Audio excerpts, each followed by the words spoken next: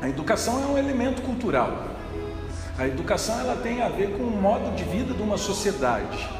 E quando você tem crianças nessa sociedade, ela tem que ser inserida num roteiro, digamos assim, de comportamentos da sociedade, certo? Sobre as relações do que come, de como se apropria do meio ambiente, de quais são as formas de trabalho que existem nessa sociedade, de quais são as formas de arte, de quais são as formas de comunicação. Então, se a gente for pensar no que é educação, a gente vai chegar numa conclusão que ela é um elemento cultural que serve como mecanismo de manutenção da ordem social. A educação ela não foi feita... se a gente for pensar na educação grega, sim, ela foi feita para desenvolver o ser humano e, consequentemente, a sociedade, né? Só que se a gente for ver a educação como elemento político, ela não foi feita para melhorar a sociedade, ela foi feita para manter o que se tem. Então, se você for observar, os ricos eles têm escolas diferentes dos pobres. A educação que você recebe numa escola, não podemos generalizar, eu tenho escolas públicas que o Estado mantém, que eu tenho alunos geniais, e assim como eu tenho escolas privadas que a qualidade de ensino é péssima também, existe esse contraponto. Mas se a gente for pegar a essência da coisa, você tem aí uma separação, certo? Um apartheid na sociedade a partir do contexto educacional. Você tem uma situação na educação de manutenção de ordem visível dentro das escolas brasileiras, quando você olha para as salas e vê as carteiras enfileiradas. Isso é um resquício ainda da nossa ditadura. Então, a gente tem dentro da educação esse quê de manutenção de ordem social. A educação não tem um papel que é unidimensional. Pensar em educação, você pode pensar numa escala desde libertária até de padronização e de controle. Eu posso trabalhar a ideia de educação como uma forma de aprisionar pessoas em determinado sistema de conceitos, verdades, valores pré-estabelecidos. Ou eu posso trabalhar na concepção de libertar o indivíduo para que ele seja autônomo, ser senhor de si. Eu gosto muito da ideia de educação socrática, iniciada no Antigo Atenas, de que a educação é um instrumento de libertação do indivíduo para que ele possa ser senhor de si, e ser senhor de si não pressupõe passar por cima dos demais, nem oprimir os demais, mas indivíduos livres que atuam juntos, que interagem juntos, podem construir um padrão de vida muito melhor do que o padrão anterior que lhes foi dado. A educação é um instrumento no mundo corporativo, capitalista, de possibilidade de ascensão social por meio de mercado de trabalho, de especialização. A educação pode ser uma ferramenta de evitar problemas e de organizar problemas. Nem todos os problemas eles podem ser solucionados, mas eles podem ser organizados. E organizá-los pode ser já uma tarefa muito útil da educação. A educação também ela funciona como uma certa terapia de preparo para o mundo. O indivíduo que tem capacidade de se educar constantemente, de se esclarecer constantemente, tem condições de superar desafios ou conviver com dores. Veja, há muitos tipos ou formas de terapia que trabalham com escrita, com leitura, com arte. E são maneiras de organizar sentido. Então você vai para a escola e mentem dizendo que você tem que aprender uma quantidade de conteúdos que para os alunos, quando se tem só professores em sala de aula, perde o sentido, porque há somente aí uma narração dos conteúdos que devem ser aprendidos, mas não há uma conexão desses conteúdos com a realidade do aluno, do jovem. Então a escola aí começa a passar agora, né? Vamos colocar assim, da década de 60, quando começa esse movimento, por uma necessidade de alteração nela, para ela ter uma finalidade, para a gente poder mudar a nossa sociedade de caráter nacionalista para uma sociedade de caráter global. A gente tem que se entender agora. E essa manutenção de ordem da educação, ela vai passar para uma ordem maior, para uma ordem planetária.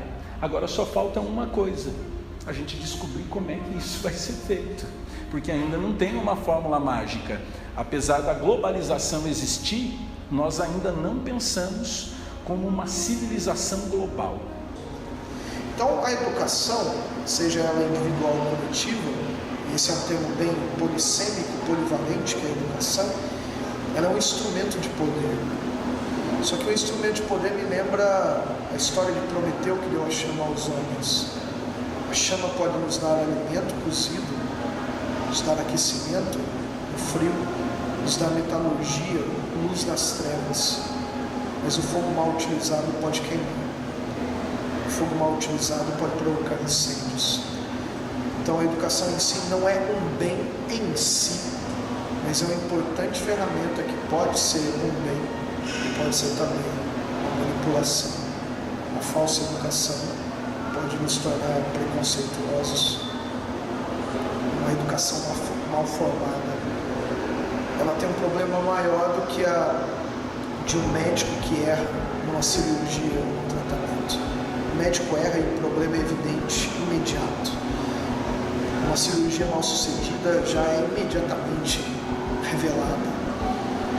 Mas uma educação mal sucedida, ela é como um germe, uma semente. E você pode estar formulando um indivíduo que será um novo ditador, um novo canalha, um novo sonegador de imposto, um novo péssimo cidadão.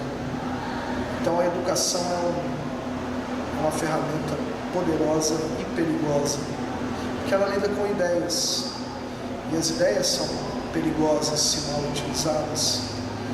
As ideias podem ser muito benéficas.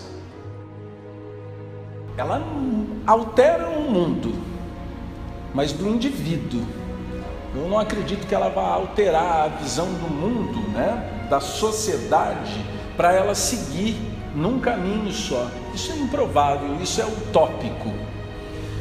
Só que eu acho que a educação, ela pode dar um caráter de justiça para a sociedade. Aí nisso eu acredito. Por quê? Voltando na situação da construção da visão crítica do aluno, né, dessa autonomia que ele tem de adquirir conhecimento e observar o que de fato acontece na sociedade da qual ele faz parte, então ele pode adquirir, né, com a ética que ele desenvolve, uma justiça melhor entre os indivíduos da sociedade. Mas isso não significa que ela vá melhorar. Essa porta, apontar a possibilidade de ter uma vida que não seja tão ingênua, que seja mais madura, mostrar o chão da realidade por meio do conhecimento das humanidades, isso é uma contribuição muito grande, porque o mercado fará um desserviço de tentar te tornar bobo, te tornar ingênuo, te tornar infantil, dócil. As ideias não devem nos docilizar. Franz Kafka, ele tinha uma explicação muito boa do que é literatura, e eu acho que vale para o que é educação. Boa literatura ou literatura de verdade é aquela que incomoda. E se a educação não incomoda, ela não cumpriu o seu papel. A educação não pode ser boba e ingênua. Ela, claro que tem momentos de prazer, mas ela exige de nós uma seriedade com a vida. E a vida lá fora, a vida do cotidiano, dessa selva de pedra que é a cidade, ela não está aí para ingênuos, bobos, está aí para gente grande. Ela não vai melhorar o mundo, né? Isso é utópico. Durante toda a existência da humanidade, o homem sempre pensou nessa sociedade que fosse equilibrada, justa, e isso nunca aconteceu. E não vai ser por meio da educação que a gente vai conseguir, de fato, chegar nessa síntese utópica da sociedade perfeita. Isso não vai acontecer. Porque se você educa, se você faz com que o seu estudante ele adquira esse conhecimento de maneira crítica, significa que ele consegue opinar sobre determinada situação. lia Kant por prazer, lia sobre filosofia, então, alemã, por uma necessidade de aprender algo sobre a vida, ética kantiana. É interessante que Kant tem um texto bem curto chamado que é Esclarecimento, em que ele nos cutuca num certo punhal intelectual, falando: tenha ousadia de saber, tenha ousadia de pensar por você mesmo, tenha coragem de ser senhor de si. E o que acontece com Einstein? Se ele fosse um covarde intelectual ou um acomodado intelectual, ele jamais questionaria uma mecânica newtoniana já pré-estabelecida. Veja onde chegamos, a ousadia de pensar por conta de Einstein. E tudo isso pode ter fatores variados, não posso atribuir que foi a leitura de Kant que só fez isso, mas com certeza contribuiu a uma abertura, um olhar diferente. Como educador, é justamente mediar ou tentar criar, né, um meio onde eu consiga criar uma mediação entre quem vai estar no poder e quem faz parte do povo em si. Porque uma pessoa, na minha cabeça, ela não pode chegar ao poder político sem pensar no welfare, no bem-estar social. Então, quando a gente educa, eu estou educando para que se chegue ao poder. Só que pense não nele como indivíduo, mas sim nele como membro de uma sociedade muito maior e que precisa de muitas outras coisas. Então, eu acredito na educação desse modo para tentar se conseguir um equilíbrio. Mas isso não posso admitir que é a verdade que vai tornar a sociedade melhor. Não podemos atribuir só um saber como legítimo, como se física fosse ciência e o resto é descartável. Nem sermos tolos ao ponto de falar que apenas história e humanidades é o que interessa para a vida e as outras áreas não. Elas são complementares. Para chegarmos nas grandes construções, nas grandes obras, precisamos de projetistas, desenhistas, precisamos de conhecedores de matemática, de cálculo, precisamos de pessoas que saibam de elementos químicos. Para você construir uma grande obra, como um estádio de futebol, um palco da nossa cultura, você precisa de alguém que saiba desenhar no estádio, um designer, de alguém que tenha contato com o desenho, com o traço. Você precisa de matemática, você precisa de engenharia. Para você escolher o melhor tipo de argamassa, tem que ter alguma química nesses componentes. Mas nada disso seria possível se não tivesse também um conhecimento social e uma cultura esportiva que é o futebol. Os saberes são conectados. Para gravar esse vídeo agora, tem que ter interesse em humanidades, tem interesse também nas exatas. São seres humanos, organismos, seres vivos interagindo. Não tem como separar. Acredito nisso. A educação como uma exploração, um desenvolvimento, um processo de desenvolvimento da visão crítica de vocês, estudantes, para tentar entender melhor o mundo, para se encontrar, se significar dentro desse mundo e tentar fazer alguma coisa diferente. Não que isso vá melhorar o nosso mundo, mas pelo menos a gente tenta. O ser humano está em constante mudança e é isso que interessa. A gente tem que se metamorfosear. É nisso que eu acredito. E estudar gera isso, essa metamorfose. Você se alimenta e se transforma.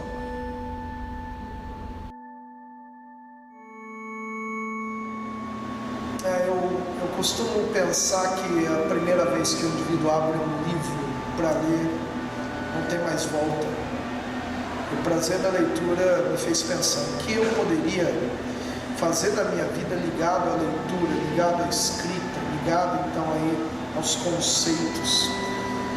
E o caminho mais ligado às letras, ao esclarecimento pela leitura e pela escrita, é o caminho educacional, o professor. E a sala de aula é apaixonante. É apaixonante porque tem algo de teatro, tem algo de científico, tem algo de político, tem algo de de quixotesco na sala de aula, tem algo de romântico na sala de aula.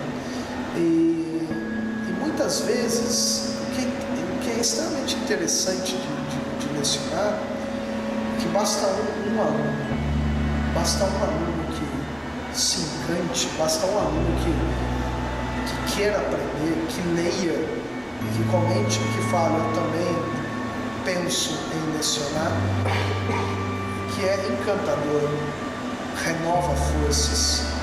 Não digo que é a única coisa que basta, mas que é realmente sedutor estar numa sala de aula e compartilhar aquilo que dá sentido a você, compartilhar as ideias que te deram libertação mental e até mesmo física em alguns casos. Você poder passar isso adiante é algo que é uma força que se autossustenta. E é por isso que eu não me vejo batendo cartão numa fábrica, eu não me vejo fazendo serviços que sejam meramente de mercado. Tem que ter uma função social, tem que ser uma partilha, a educação é uma partilha, a sala de aula é uma partilha. Claro que nem sempre bem sucedida, mas é uma partilha. Pois quando eu entro na universidade para cursar a carreira de física, daí eu me deparo com a carreira de licenciatura em física. E daí eu fui descobrindo o que era ser um professor. Aí desenvolvi os meus estudos na universidade, acabei chegando na escola para trabalhar como qualquer um, né, que entrasse no curso de licenciatura. E aí sim é que começa a descoberta do que é ser educador, porque são duas coisas completamente diferentes, né? Vou colocar nesses termos: professor é aquele que professa, né? Então você vai chegar e você vai falar. Agora, quando você percebe que a educação vai muito além daquilo que você fala, né? Ela está inscrita na relação que você tem com o aluno, na afetividade que você mantém com os seus alunos, aí você começa a perceber que a educação é muito mais poderosa do que ser somente professor. Então, na minha cabeça existe essa distinção. Então, eu me tornei educador a partir desse momento, né? Por exemplo, com vocês mesmo, que chegam até mim muitas vezes falando: putz, professor, mas né, o senhor deu esse fio para a gente foi mais além. E daí o sentido da filosofia da educação, de você criar uma visão crítica nas pessoas em que você educa, não somente tentar transmitir um conhecimento desconectado do mundo. Então, partindo dessa base filosófica de Paulo Freire, eu acredito, né, que ser educador, nessa relação que você tem entre professor e aluno, você consiga construir uma visão mais crítica do mundo. E o aluno ele consiga alcançar essa liberdade dele enxergar o mundo de maneira autônoma e fundamentada no conhecimento que ele tem. E aí vem o papel do educador, que você tem que fomentar esse conhecimento para o aluno. A construção da visão crítica, a construção da visão de mundo, isso não depende do professor. Isso vai depender de cada estudante que você tem na sua frente. Vocês são autônomos, não posso decidir por vocês o que vocês vão querer fazer da vida de vocês e da vida dos outros que serão influenciados pelas decisões de vocês.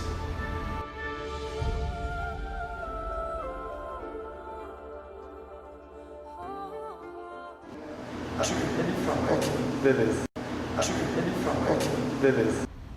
Vocês têm alguma pergunta, Rafa? Nenhuma? Você não ficou curioso com o nosso assunto? Se quiser, tenha liberdade, me pergunte qualquer coisa.